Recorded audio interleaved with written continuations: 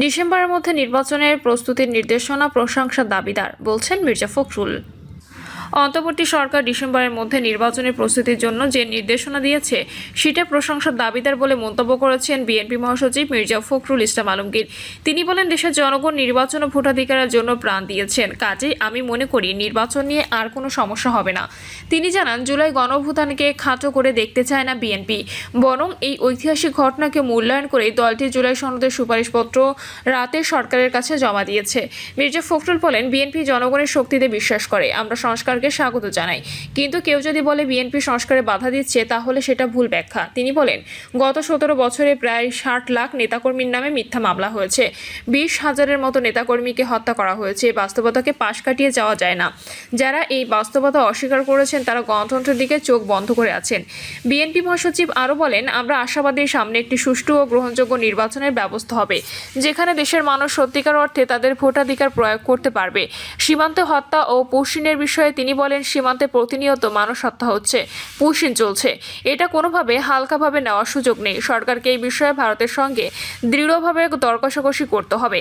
তিনি ন্যায্য পানির প্রাপ্তি নিয়েও ভারতের সঙ্গে আন্তরিক আলোচনার দাবি জানান। মার্কিন যুক্তরাষ্ট্রের সম্ভাব্য 35% শুল্ক আরোপ প্রসঙ্গে মির্জা ফখরুল বলেন, এ ধরনের শুল্ক আরোপ পোশাক শিল্পকে মুখ থুবড়ে ফেলতে পারে, এটি দেশের অর্থনীতির জন্য বড় সংকট তৈরি করবে। সরকারকে অবশ্যই এই বিষয়ে গুরুত্ব সহকারে পদক্ষেপ নিতে হবে।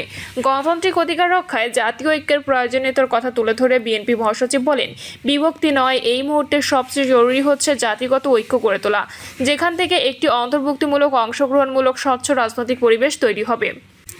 বাংলাদেশ জামায়াতে ইসলামী সেক্রেটারি জেনারেল অধ্যাপক মিয়া গোলাম পরোয়ার বলেন, 3টি শক্তি দেশ গঠনে ভূমিকা পালন করতে পারে: রাজনৈতিক দল, জনগণ ও গণমাধ্যম। এই 3টির মধ্যে সমন্বয় থাকতে হবে।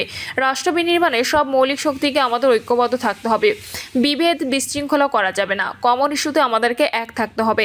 জাতীয় রাজনীতিতে বিতর্ক হোক, মিডিয়াতে বিতর্ক হোক, কলামিস্টরা বিতর্ক করুক, সমস্যা নেই, কিন্তু দলে দলে, ব্যক্তিতে ব্যক্তিতে বিভেদ, আক্রোশ যেন না হয়।